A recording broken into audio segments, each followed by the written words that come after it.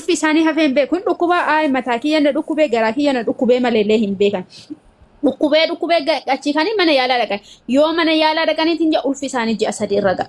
Ulfi ji'a 3 gaafa irra ga'eetiin jedhe deemanii lubbuu san baasuu deeman. Tokkoffaa beeka kunu mataan isaatu cubbuu guddaa lubbuu nu baasuun ammootu sagaagaluun illee cubbuudha. Achii kanii ulfa san deebanii gara obbaasan. Ulfi sun yoo ba'u lubbuu godhateera nama uduufi ofirratti hin beekin ji'a jahafa taa'untu jiraan. Achii ka'ee hin miidhamaa ulfi sun hin miidhaa fayyaa isii hin miidhaa nama namooma keessaa ba'ee saree ta'e meeqa kamtu jira. Kanaafiyyuu maatsanii keessan irraa rakkoo ga'an waan akkasiisan ofirraa dhaaba. Dhiira faana hin jiraatina yoo si barbaade ta'e guyyaa 5 si waliin haa bulu ilmoota akkasirraa haa argatu. Nikaa halaalaan na godhadhu maatii qaba sii ta'a. Lakki naan taatu yoo siin jedhe si haa dhiisu kalaas. Nikaa dhiirri tokko nikaa siin godhan guyyaa 2-3 ol akkasii kana haasawu. Karaa amantii kiristaanaas yoo ta'e karaa amantiin keessan barbaachisu waliin xumuradha. Bakka. Biyya baatti hawwi jala muraatti maa ijoollee kanatti nuti kan biyya baane irsa barbaacha miti. Irsi biyya ofiitiin ilmoon biyya ofiitiin arrasamuun biyya ofiitiin guddachuun biyya ofiitiin nuti kan barbaanne manii fallagaa baane mala baashii gocha asirratti mala baashii gocha sabata namni akka kiyyaa carraa argatee heeruun annoo arrabsaa tabaram no san jechaan jiru dandeesse no wayana san jechaan jiru dhaggeeffadha ganni waan sila itti nu tumure waan sila jette nu tumure nuti ijoollee meeqa jaallannee durbummaa qabu jedhaa turre lakkaa mana algaa dhaqanee jitti warri mana talabaatii baasun ulfaadhaa jiru. Asirra nu deebii bo.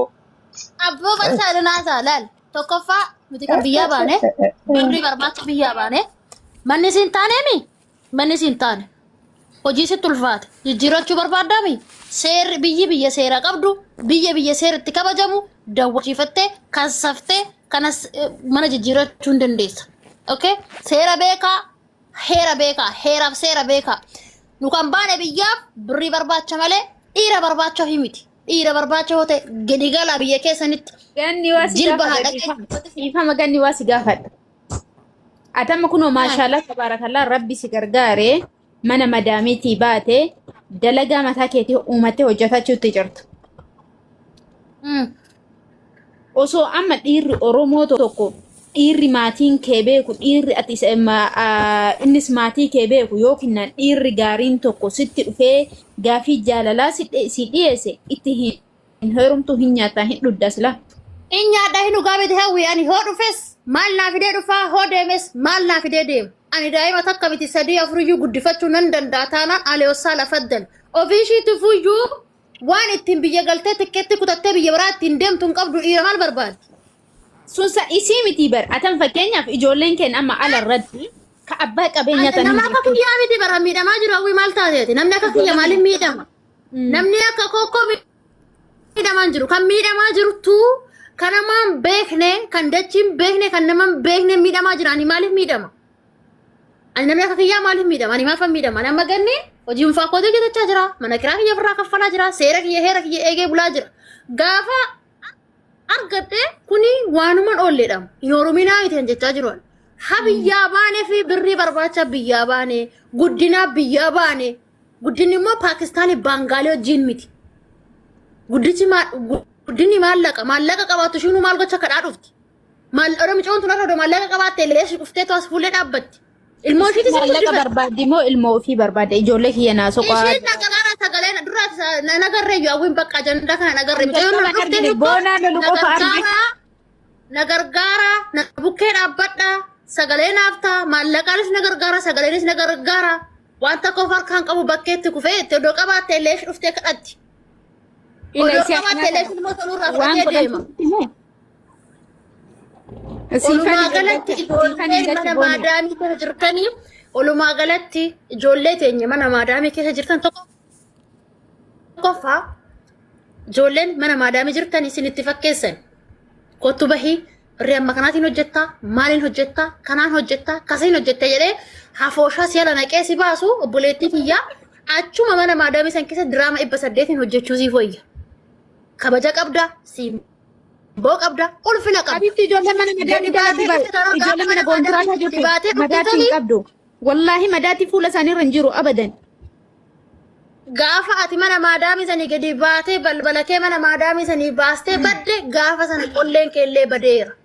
Achumaa si jammara dayyuusichi laal. Akka balbala mana maadaamiitii fuudhee si jammara. Achii si jammara odoo mana ijaarsi si ga'een algaan si geeffatee. Achumaa si jammarti dubbiin. Dubbiin achi si jammarti gaafa mana maadaamiitii baate si jammarti. Kan biyya baaneef kaayyoodha. Hin orominaa miti. Ati of dandeesse taanaan, ati of geesse taanaan, ani daa'imatoo guddifachuu nan danda'a. Ani mana koo bulfachuu nan danda'a taanaan orumi. Ni ilaallatu sun. Hin orominii miti jechi kiyya. Ati ofii keetii hin oromtu waan naan jetteef hawwiin. Nama akka koo miti kan miidhamaa jiru. Kan miidhamaa jirtu ijoollee maamaa miskiina mana maadaamiitii gadi bahaa jirtudha. Geesse taanaan guddifachuu geesse taanaan tokkoo miti nuu jettu afurillee shanillee dhali. An guddifatu si'i. Garuu ofiisin arrabsiisina. Sababa keessanii maaliif si jammaram leeshuma dubartii marraa iyyuu ajandaan haasa'ama. Leesha ajandaa taanee haasa'amna nuti. Leesha. Gizuma hunda leeshuma dubartuma tanarraa haasa'an. Dubartiin ikkoo rabbii gaditti waaqaan barra dubartiin.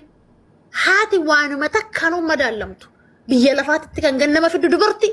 Kan harma ofii horsiistee nama guddistu dubartii. Kan afaan nama barsiistu dubartii. Kan akkaataa uffataa nama barsiistu dubartii.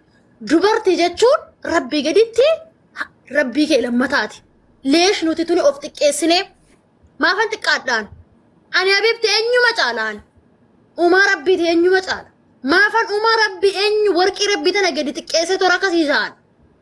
Fedhii daqiiqaa takka daqiiqaa lama hin guunneef. Indee naa gadi jira wannichi jiru Habibti. Qubatiyyaa gadi jirti malee qubatiyyaa ol hin jirtu. Fedhiidhaan marraamoo danda'e sammuu keessanii marraamaa. Sigalee har'a micayyoon tuni gosa irraa dhalattellee cabsitee jechuudha miti haadhaaf abbaa ishii miti. Haadhaaf abbaa keessan joornaata isinitti hojjetee isin guddise. Haadhaaf abbaa keessan daaraaf daakuu nyaatee isin guddise waan hin taaneen haadhatee yaamsisin saree. Ilmoo abaarsaa jedhamtee haadhatee hin arrabsiisin. Abbaa kee hin arrabsiisin. Ofii keetii of arrabsiistee maatii kee illee hin arrabsin. Sigalee ani har'a koon asitti gaarii hojjedhe. Wahii intala girmaa osoo takka bar waan akkanaa hojjette. Luuk abbaan kiyya. Illee gaarummaa yaamama. Ani saree waan ta'e garuu abbaan kootillee saroomumaa yaamama. Ilmoo saree jedhamtee yaamamta. Dubartiin tun gizuma hunda maaf goyyoomna nuti. Biyya heeran jirtu biyyi heeran jirtu. Maadaamiin biyya kanatti sii taataanaan hin dalagda sii ta'uu baate taanaan sakandii takkatti mana kee jijjiirrachuu dandeessa. Namni si daangessu hin jiru. Ofiif amana Habibti foon isaanii nafu birriin isaanii nafu bar. Foon ishii nafu birriin ishii nafu. Birrii ofiititti naftu. Foon ofiititti naftu. Yoo achi mana maadaamii sanii gadi baate. Duniyaan akka mana maadaamii miti ijoollee mana maadaamii namni afaan Oromoo haasa'u hunduu Oromoo isaanitti fakkaata. Oromoon ala jiru bineensa. Lubbuu ta'e baangaalittuu si gurguree birrii fudhatee deema namni ala jiru. Dhiira dubartiidhanu. Kana dhaabbadhaatii ilaala. Kaayyoo biyyaa baatan dhaabbadhaa ilaala. Fedhiin keessan akkasiin godhan ta'in akka sammuun keessi godhe ta'e obboleettii. In qabda taaraan ati baangaalii Paakistaanii miti nuu jettu inshaallah waan feete wajjin korii bu'i. Ilaallatu sun mirga keeti. Garuu daa'ima keessan illee saqaayyaatanii ofii isin tasaqaayyan amma torban lama ji'a tokkoon dura biildingii tokkorra daa'ima 11 hararanii too galan. Biildingii tokkorra daa'ima 11. Daa'imti 11 sunu abbaan isaa garaagaraa malkiin isaanii tokko miti tokko diimaa tokko magaala tokko gurraacha tokko maali takka Oromoon keessa hin jiru. Haadha Oromoo abbaan Oromoo tokko keessa hin jiru. Burraa burree daa'ima 11 gadi raree fudhee seerri cabsee seenetoo jechuudha. Burraa Habibti burraa burree mataan ishii gabraa lukti ishii kabraa kana fuudhanii raranii gadi gashaan kun biyyas galu biyyaafis hin tolu kun. Biyyaafis hin tolu. Diqaalaan biyyaan tolti diqaalaan laala amma diqaalaa hin deeggarinaa jedhe mucaan du'atta si beesuni. Ilmi Oromoo diqaalaa miti. Ilmi Oromoo diqaalaa miti. Abbaa qaba. Abbaan isaa gosa qaba, zarii qaba, balbala qaba. Si galee balbala abbaa ofiitti gala. Harree miti kanaadha yaamama abbaa yaamama waan ta'eef. Ilmi Oromoo irraa dhalatu diqaalaa miti. Akka ta'ellee akka waan taatan wallaaltanillee Oromoo san wajjin akka taatan ta'a erga rabbiin akkas nama taasisee illee. Dhugaa ani kanan deeggaru dhibbaan dhibbatti miti dubartii biyya Arabaatitti ilmoo wajjin rakkadhee na gargaara jettuu miti namticha fidee gargaarsa san iyyuu dhiisu annaaf fala ta'an. Na wajjin hojjette. Ani sa'aatii Habibti nama sa'aatii meeqa laala kana ta'u.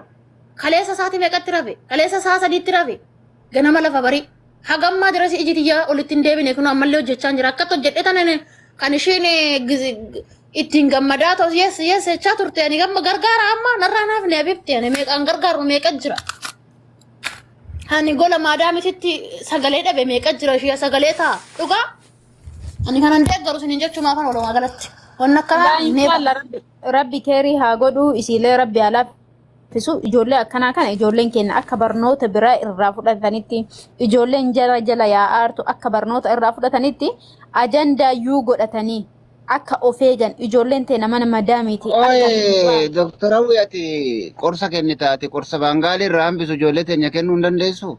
Ofirullaa laale. Abba nu dhiisu. Egaa qorsa aadaa kennitaa dhugaadha yeroo baay'ee si beeka. Har'a ijoolleen teenya qorsa dhabdeeti malee kan osoo dhiirri Oromoo jiru baangaalii yoo inni nama afoo darbu gartee yoo xiqqaatte hanga meetira 5tti tambaakni irraa namatti gartee fuuruu nama seenu yoo funyaan qabattee bira hin tarre hadda ijoolleen teenya hedduun gadi bayanii funyaan keessa dabarsanii akka nama abbaa suufutitti funyaan itti dhaabanii suufan. Laagoon afaan qabadhu dhiifama. Achuma dhiisinaan taane dubbiin kan kee. Wallahi dhugaadha. Bari kun waa mul'ataa jiru. Hadda gadi baatee hunda walitti qabe ijoolleen hunda ila barre Oromoon akka jetti dhageeffadha wi. Foon tokkichatu tarnacha tokko foon guutuu ajjeese jetti mammaa Oromooti. Hadda irratti shamarran ta'e akka kabaja qabdu ni beekita. Garuu gaafa takkattiin gabbaatee kana dalee isin tun takkattiidha. Yoo xiqqaatte shamarran biyyoota Arabaa kana keessa jiran guututu maqaa badaa jira. Sanbichaa miti abbaan manaa ishii ka biyya keessa jiru haati manaati jallee akkasii jedha. Haati gartee mucayyoon isii mana Arabaa keessa jirtu xalabaa keessa yoo tana gartee maxxabaqa keessa dhaabattee gubataa jirtu afaan illee baa'ullee dhaabtu tiyallee yoo tana makkanaa kanatu eeggata maaluma dhagaa waan jettu. Akkasumas san abbaa ka jaalatee biyya ramaatii qabulleen tiyallee yoo tana akkanaa jedha. Tawaan kana taate waan takka garuu kan gartee choo jedhan harree morma gurra dhaaba akka jedhan san kanaaf hin jenne maree maraadhaa miti. Namni gaqqabee kabaja ofii sharafa maatii ofii eegee dalagatu hedduutu jira. Garuu sagatee kana tamaalummaa ofii hin beekne ta kabajaadhaaf abbaa hin beekne ta fedhii daqiiqaa 5 irraa hafuu hin dandeenye takkanaa tana kaakata deemtee bar midhaan keessayyuu midhaan oorruu kana guutuu gaafa facaaftu udaan garbuu jedhaniiti wanti bifaa fi roga hin qabne wayii ni jira jechuu oorruu keessa udaan garbuu ni baya. Nama qofa keessaa miti bar midhaan keessayyuu udaan garbuutu jira. Kanaafuu takkasi sun ni jirti takkaayoo ofii hin beekne mi'a aslan haga fedhe fiqiriin itti haa jiraatu haga fedhe haa bareedu. Haga fedhe isa haa jaalattu namni saba biraa kayoo osoo ajjeese namni isa gaafatu hin jirre kayoo barbaade kaarabaan gubee akka barbaade godhe haadha manaatiif abbaa manaa namaa jidduu waa hedduutu jira. Namni miira keessa seenee wal miidhuutu danda'a. Namni wanti manguddoon baatee gosa gamaa gamanaan gartee kan wal beekanuu gaafa walitti kennitu intalli teenya si biratti kanarraa nuu gori ijji teetii miti gurri keetii miti ilkaan keetii miti kananarraa miidhin jettee gosti teettee wanti walitti dhaamattuuf gaafa wanti kanatti buute gumaadha jedhanii wanti walitti dhaamatanii maaliif akka isiin hin miidhamneef kanadha nama